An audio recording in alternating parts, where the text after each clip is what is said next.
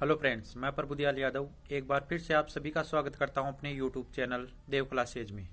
दोस्तों, आज की वीडियो में बात करेंगे क्लास 10th की प्रश्नावली 3.1 पर, जिसके पिछले वीडियो में हमने प्रश्न 1 देख लिया था। आज है प्रश्न 2 से। जैसे कि प्रश्न नंबर 2 है, एक द्विघात बहुपद ज्ञात कीजिए जिसके शून्य का योग तथा गुणनफल क्रम से दी गई संख्याएं हैं। तो इसमें पहला है -3 और दूसरी संख्या है वो 2। पहला है वो इसका शून्य का योगफल है और दूसरा है वो शून्य का गुणनफल है। तो शुरू करते हैं। देखिए प्रश्न, तो सबसे पहले नंबर 1 करेंगे। माना जो द्विघात बहुपद है, द्विघात बहुपद वो है ax² plus bx plus c। इसके जो शून्यक हैं उसको हम मान लेते हैं कि शून्यक वो हैं अल्फा और बीटा। इसके जो शून्यक हैं वो अल्फा और बीटा है। तो देखिए, जैसा कि हमने पिछले प्रश्न में देखा, जब हम उत्तर की जांच कर रहे थे या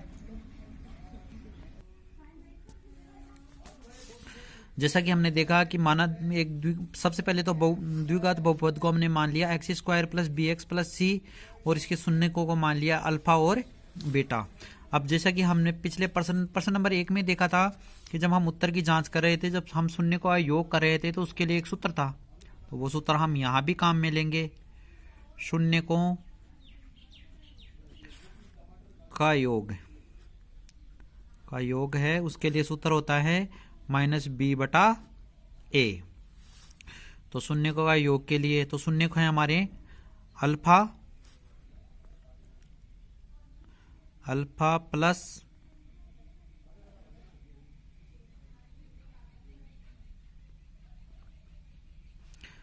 बीटा। तो अल्फा प्लस बीटा बराबर हो गया -b/a।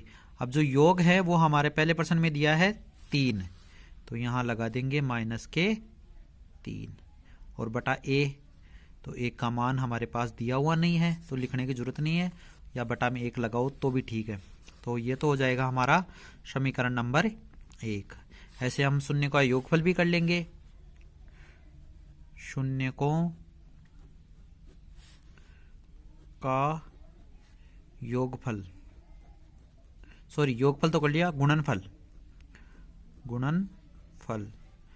उसके लिए सूत्र है c/a। तो देख, गुणनफल के लिए लिखे अल्फा और बीटा, अल्फा प्लस बीटा बराबर c/a। और यहाँ c है वो प्रश्न में है 2 दिया गया है, इसे हम समीकरण नंबर 2 मान लेंगे। अब लिखेंगे समीकरण 1 व 2 से। समीकरण 1 और 2 से करेंगे तो दोनों समीकरणों को लिखते हैं। तो यहाँ हो जाएगा केवल -b/a बराबर -3। और जो दूसरा है समीकरण नंबर 2 है वो है alpha plus beta, alpha into beta बराबर c/a और c/a बराबर मान हो गया 2। अब देखिए दोस्तों, -b बराबर है -3। अब इसे मैं थोड़ा हल करूं तो ये इस माइनस वाले के लिए माइनस और ये -3 जो हमें प्रश्न में दिया गया शून्यकों का योग है वो दिया गया है -3। तो माइनस माइनस को हल करें तो हो जाएगा प्लस और बटा में आ जाएगा 1। जहां कोई नहीं है वहां हम 1 लगा सकते हैं। इसमें भी हो जाएगा c/a है तो a का मान यहाँ भी दे। कंपेयर करें तो यहाँ देखिए b का मान हो गया 3 और c का मान हो गया 2 और a का मान हो गया यहाँ भी 1 है और यहाँ भी c का मान 1 है। अतः बहुपद है, अतः बहुपद वो बन जाएगा x² plus 3x plus c बराबर 2। तो बहुपद है वो हो जाएगा x² प्लस 3।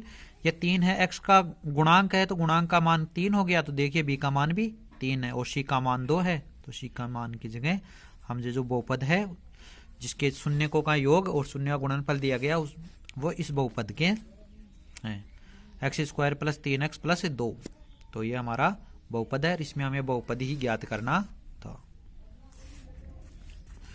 तो प्रश्न नंबर 2 का पॉइंट नंबर 2 है √2 और 1/3। जो √2 है वो शून्यकों का योग है और 1/3 है वो शून्यकों का गुणनफल है। तो माना बहुपद, सबसे पहले हम बहुपद को मानेंगे। माना बहुपद, माना बहुपद जो है वो है ax² + bx + c। इसके शून्यक भी मानने पड़ेंगे, तो इसके शून्यक हैं के शून्यक है वो भी हो जाएंगे अल्फा और बीटा। अल्फा और बीटा हो गया। अब करेंगे हम जो हमें दिया गया है, शून्य का योग है वो तो है √2 और शून्य का गुणनफल है वो है 1/3। तो हम सबसे पहले शून्य का योग करेंगे। शून्यकों का योग यानी कि अल्फा और बीटा का योग करने के लिए जो हमारे पास उत्तर है वो है -b/a। तो देखिए इसको थोड़ा हल कर दूं तो ये हो जाएगा अल्फा + बीटा बराबर -b/a। अब b की जगह बराबर हो जाएगा √2 बटा ये शून्य का योग हमें दिया गया है √2। हमें बहुपद ज्ञात करना है, शून्य को से हमें बहुपद बनाना है। तो अल्फा और बीटा का योग है वो हो जाएगा √2/1। आगे करते हैं। अब हम ऐसे शून्य का गुणनफल भी कर लेंगे और इसे नाम दे देंगे समीकरण 1। अब लिखेंगे शून्य को का गुणनफल। शून्य का गुणनफल है यानी अल्फा गुणा बीटा वो बराबर है c/a। तो देखिए यहाँ है अल्फा और बीटा बराबर हो जाएगा c। तो 1/3 हो जाएगा। अब देखिए इसे हम कह देंगे समीकरण नंबर 2। अब समीकरण 1 व 2 से समीकरण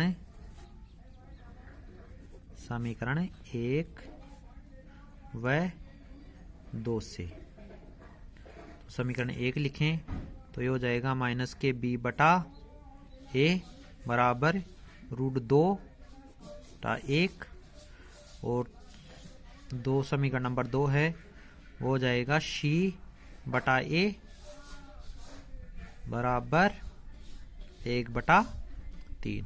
अब देखिए दोस्तों -b का मान तो √2 आ गया, c का मान यहाँ पर 1 आ गया और यहाँ 1 का मान 3 है, 1 है और यहाँ 1 का मान 3 है। तो हम इस मान को भी इसके बराबर करेंगे। इस मान को बराबर करने के लिए मैं ऊपर और नीचे दोनों 3 से गुणा कर देता हूँ। इसको यहाँ भी 3 से गुणा कर देता हूँ और यहाँ भी 3 से गुणा कर देता हूँ। तो ये बन जाएगा 3 √2/3। तो देखिए अब ये माइनस भी है b के साथ तो इसके साथ भी माइनस आ जाएगा।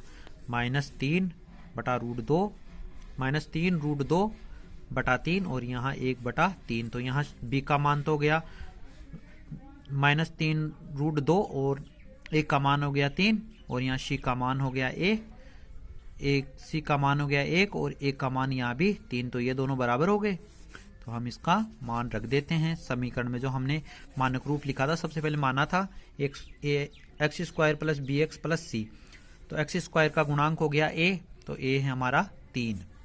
अतः हम जब इसका कंपेयर करें तो देखते हैं कि b का मान है वो तो आ रहा है -3 √2 और a का मान आ रहा है 3, c का मान आ रहा है 1 और यहाँ भी 1 का मान 3। तो हम अतः बहुपद हो जाएगा, अतः है बहुपद। अब इसको लिख देंगे मानक रूप में तो 3x², a का मान तो हो गया 3 और साथ में x² प्लस b का मान हो जाएगा, सॉरी माइनस आएगा यहाँ -3 √2 और c का मान हो जाएगा 1। तो हमारा बहुपद होगा 3x² माइनस 3 रूट 2 प्लस 1। प्रश्न नंबर 2 के पॉइंट नंबर 3 के लिए जो हमें शून्य का योग दिया गया वो है माइनस के 1/4 और जो गुणनफल दिया गया है वो है शून्य का गुणनफल दिया गया वो 1/4 प्लस का है, 1 माइनस का है। तो देखिए सबसे पहले हम बहुपद को मानेंगे। माना जो बहुपद है वो है ax² plus bx plus c। इसके जो शून्यक हैं, शून्य को कोई मानना पड़ेगा, शून्यक हमें पता नहीं है, तो इसके शून्यक है वो है अल्फा और बीटा। अल्फा और बीटा है। अब हम सबसे पहले शून्य का योगफल करेंगे। शून्यकों का योगफल बराबर है माइनस बी बटा ए। शून्य का योगफल यानी अल्फा और बीटा का, तो ये मैं लिख देता हूं अल्फा प्लस बीटा बराबर माइनस बी बटा ए। अब देखिए अल्फा प्लस बीटा बराबर माइनस का बी बटा ए। तो यहाँ देखिए बी और ए का मान दिया है हमें, अल्फा और बीटा का जो योग दिया है किताब प्रश्न में हमें दिया गया है माइनस के 1/4। इसे हम समीकरण 1 कह देंगे। ये समीकरण हमारा 1 हो गया। ऐसे हम शून्य का योगफल भी ज्ञात कर लेंगे। शून्यकों का योगफल, शून्य का योगफल है वो हो जाएगा अल्फा गुणा बीटा। अल्फा गुणा बीटा बराबर होता है सी बटा ए। तो यहाँ सी बटा ए दिया है 1 तो यहाँ लिख देता हूं सी बटा ए बराबर 1/4 अल्फा बीटा। इसे हम कह देंगे समीकरण नंबर 2। अब समीकरण 2 और 1 से इनको कंपेयर कराएंगे। समीकरण 1 व 2 से। तो देखिए पहले समीकरण में 1 लिख देता हूं अल्फा बीटा, तो b बटा ए माइनस का b बटा ए बराबर हो जाएगा माइनस के 1/4। इसको थोड़ा और हल करके भी दिखा देता हूं मैं कितना होगा। c बटा ए बराबर हो जाएगा 1/4। तो प्रश्न में हमें माइनस दिया हुआ है, b के साथ भी माइनस लगा हुआ है, तो ये हो जाएगा माइनस और फिर अंदर कोष्टक बना के माइनस 1/4। तो इसको हल करें तो बनता है 1/4 माइनस माइनस गुणा होकर क्या हो जाएगा प्लस, और c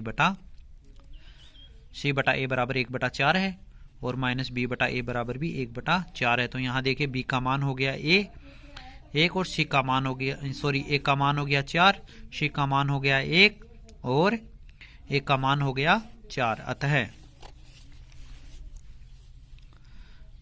अतः जो हमारा बहुपद है, बहुपद वो बराबर हो जाएगा x²। अब 1 को यहाँ लिखने की आवश्यकता नहीं है, सीधा लिखें x² प्लस,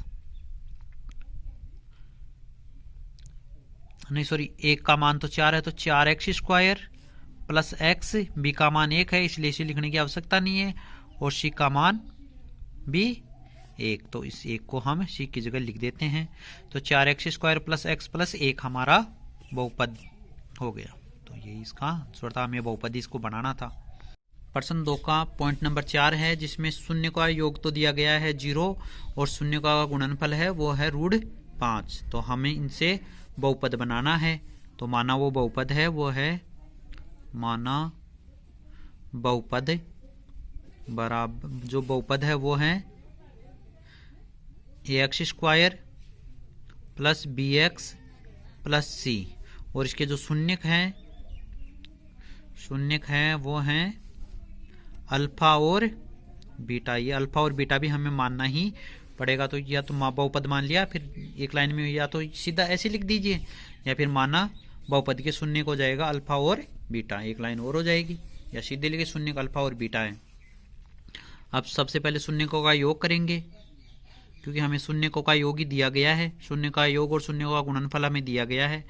तो शून्यकों का योग यानी अल्फा और बीटा का, अल्फा प्लस बीटा बराबर बनता है -b/a। तो अल्फा प्लस बीटा बराबर हो जाएगा, अल्फा प्लस बीटा बराबर -b/a बराबर हो जाएगा 0। ये हो जाएगा हमारा समीकरण नंबर 1।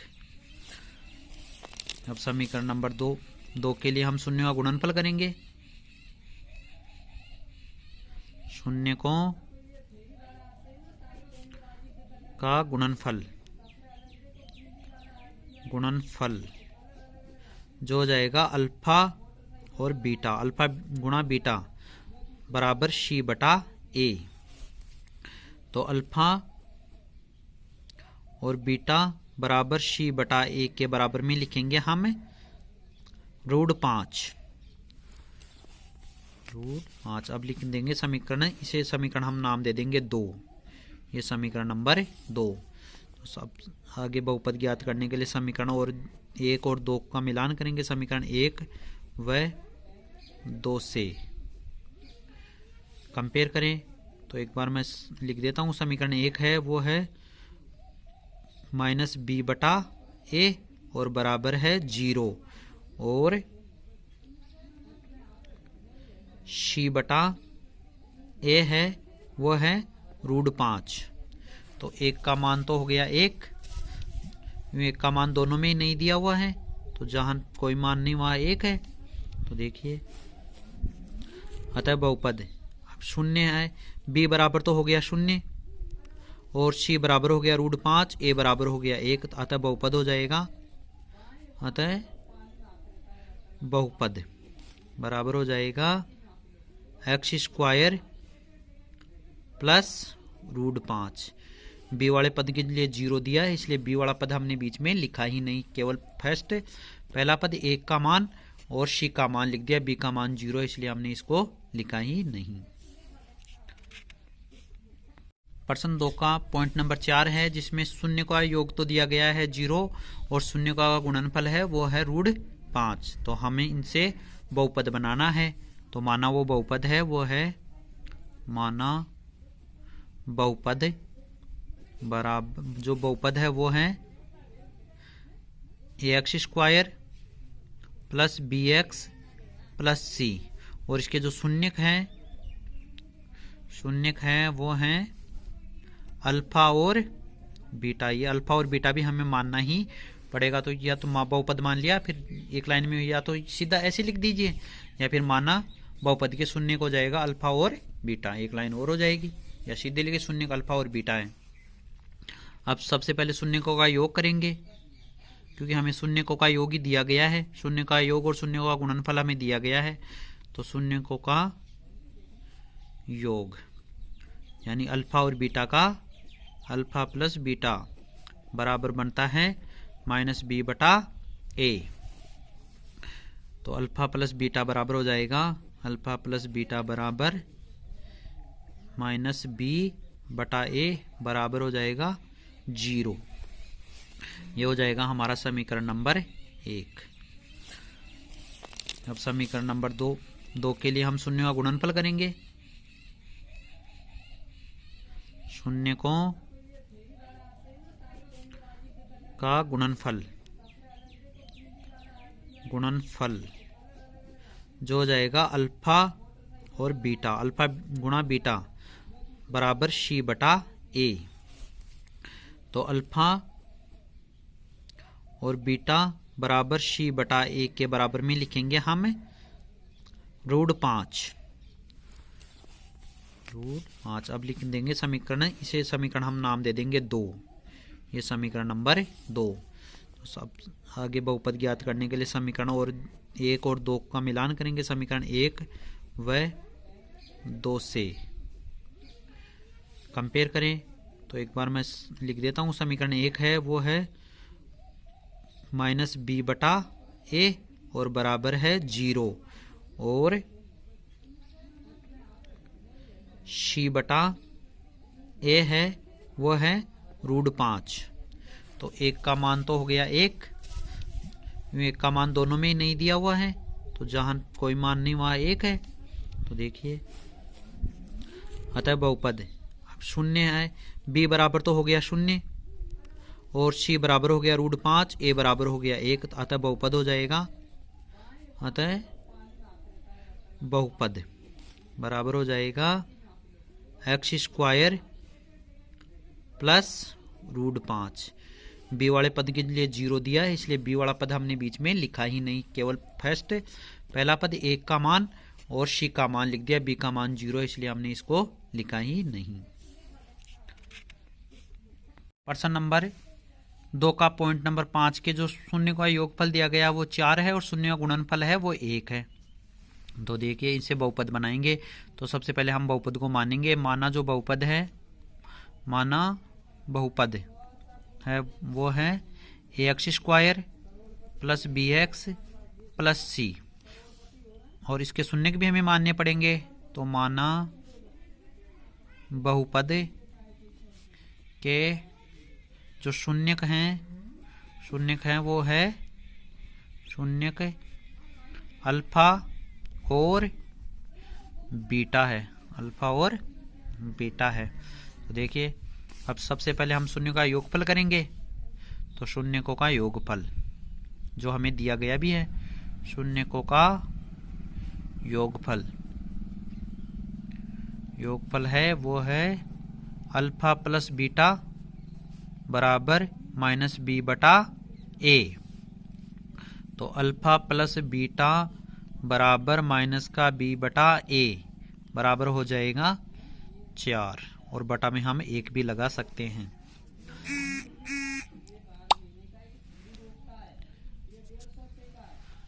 अब इसे हम समीकरण नंबर 1 नाम दे देंगे। यह है समीकरण 1।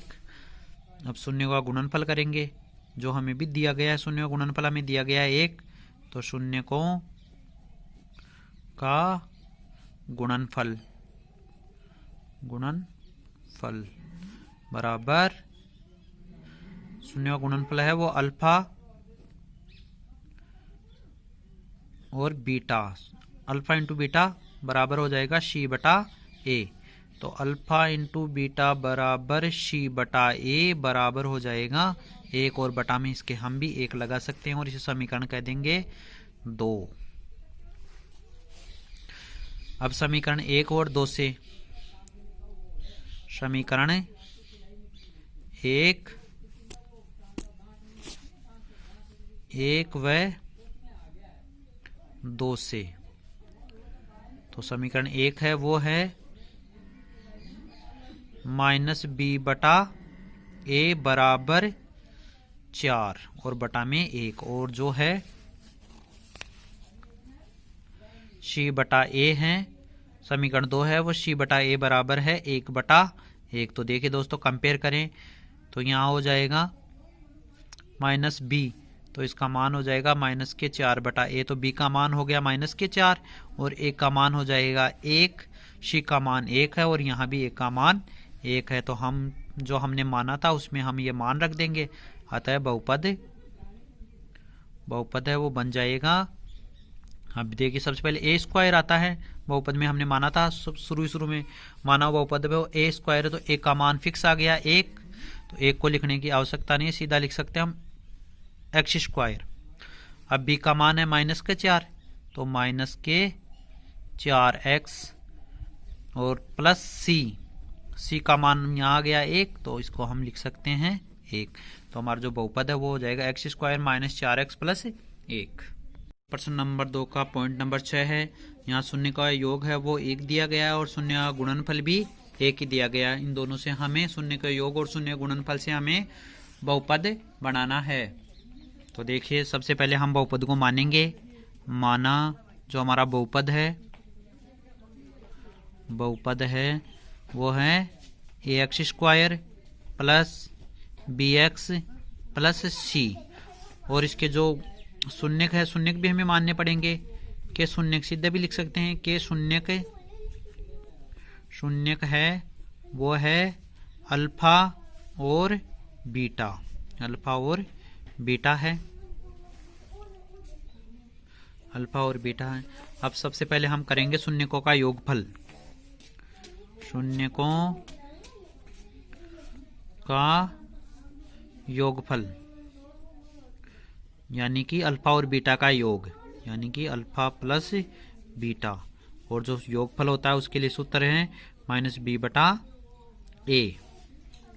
तो अल्फा प्लस बीटा बराबर हो जाएगा माइनस का बी बटा ए बराबर 1/1। अब 1 के नीचे कुछ नहीं तो मैंने 1 लगा दिया। अब इस माइनस के लिए हम इसको हल भी करके दिखा देता हूँ, माइनस का 1/1 हो जाएगा। ऐसे हम शून्य का गुणनफल भी कर लेंगे। शून्यकों का गुणनफल, शून्य का गुणनफल है यानी अल्फा और बीटा का गुणा, अल्फा गुणा बीटा बराबर होता है सी बटा ए। तो अल्फा और बीटा बराबर सी बटा ए बराबर 1/1। अब इसे हम इसको तो कह देंगे समीकरण नंबर 1 और इसको कह देंगे समीकरण नंबर 2। तो अभी लिख देंगे समीकरण 1 व 2 से। समीकरण 1 व 2 से, समीकरण 1 व 2 से देखिए क्या करना है।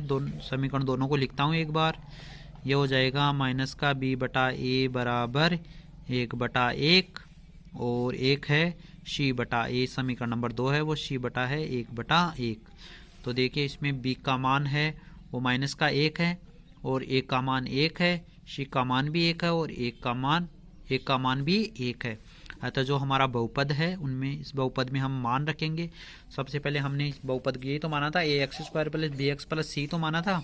तो अब ए बी सी का मान आ गया तो हम इसमें रख लेंगे, मान को हम बहुपद में रखेंगे। अतः बहुपद है वो बन जाएगा बराबर x² माइनस x और प्लस का 1। तो देखिए एक का मान भी 1 है, उसको लिखने की आवश्यकता नहीं। बी का मान -1 है तो इसके लिए माइनस का मैंने चिन्ह लगा दिया और x साथ में 1 लिखा नहीं, साथ में सीधा x लिख दिया। और c बराबर प्लस का 1 है तो c का मान मैंने 1 लिख दिया। देखिए प्रश्न नंबर 3 है, यदि द्विघात बहुपद f(x) बराबर है x² माइनस 8x प्लस के शून्य को कोई वर्गों का योग 40 हो तो k का मान ज्ञात कीजिए। तो देखिए दोस्तों सबसे पहले मैं इसमें a b और c का मान बता देता हूँ। जो इसका मानक रूप होता है बहुपद द्विघात बहुपद में वो है ax² plus bx plus c। तो a b c का मैं मान बता देता हूँ। सबसे पहले a बराबर यहाँ पर 1 है, x² के साथ गुणांक है वो 1 है और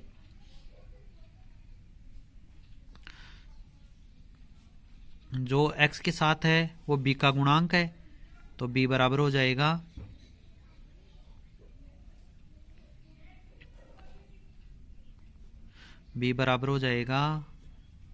-8 हो जाएंगे और c बराबर है उसका मान है k। अब हमें जो द्विघात बहुपद दिया गया है वो लिखेंगे।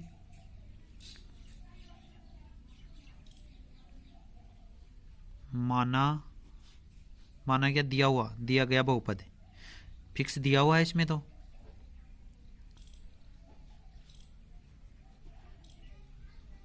दिया गया बहुपद वो है x² minus 8x plus k।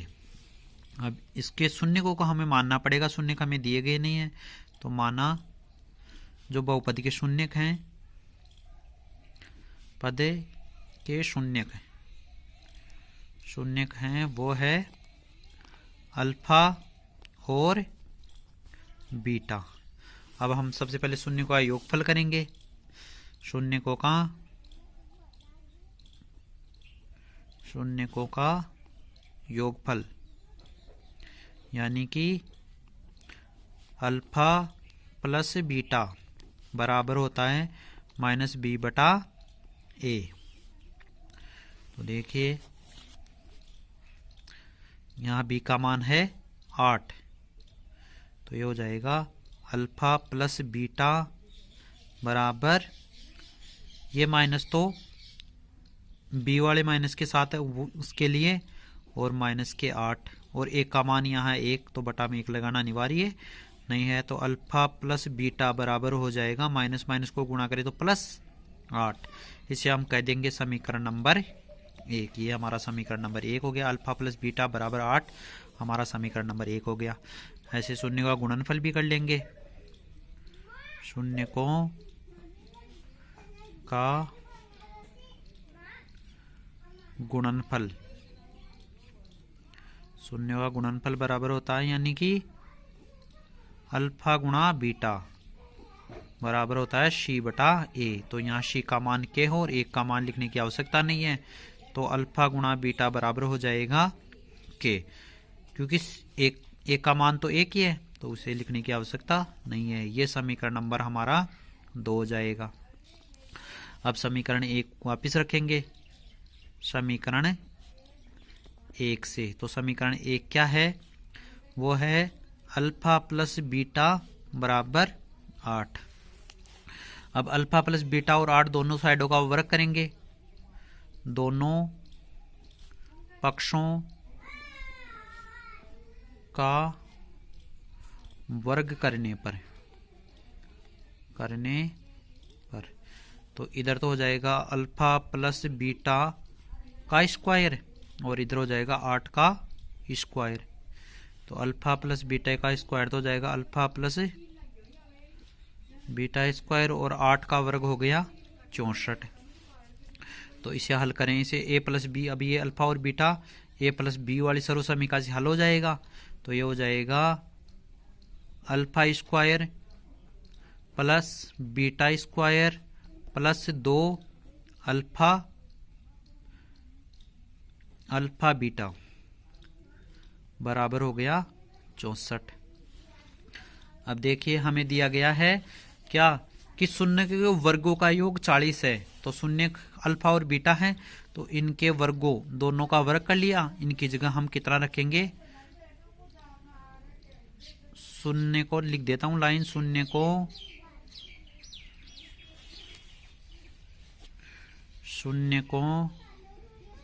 के वर्गों का योग बराबर 40। तो शून्य का योग यानी अल्फा और बीटा के वर्गों का योग है वो यहाँ रखेंगे। तो ये हो जाएगा 40 प्लस 2 अल्फा बीटा बराबर 64। अब 40 का पक्षांतर कर लेंगे तो हो जाएगा 2 अल्फा गुणा बीटा बराबर 64 माइनस 40। 2 अल्फा गुणा बीटा बराबर हो जाएगा 64 में 40 कम करे तो हो गया 24। तो अल्फा और बीटा बराबर हो जाएगा 24 बटा 2। अल्फा और बीटा बराबर हो गया 2 का भाग दे 24 में तो 12। तो देखिए अल्फा गुणा बीटा बराबर है के। अल्फा गुणा बीटा बराबर हमने पहले ही सिद्ध कर दिया कि के है का मान, तो अल्फा और बीटा की जगह हम क्या रख सकते हैं, के भी रख सकते हैं, और हमें के का मान ही चाहिए था। तो हम यहाँ लिख सकते हैं समीकरण 2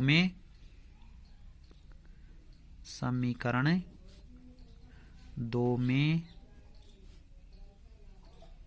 अल्फा और बीटा का मान रखने पर, तो अल्फा और बीटा का मान हो गया, अल्फा और बीटा समीकरण 2 में अल्फा और बीटा बराबर के है तो यहाँ हम लिख सकते हैं के बराबर 12। अल्फा और बीटा का मान रख दिया, अल्फा और बीटा बराबर के है तो यहाँ भी हो गया के बराबर अल्फा और बीटा का मान जितना 12 आ रहा है तो के का मान भी हो जाएगा 12। दोस्तों वीडियो अच्छा लगे तो लाइक कीजिए और चैनल पर पहली बार आ रहे हैं तो चैनल को प्लीज सब्सक्राइब और शेयर अवश्य कीजिए।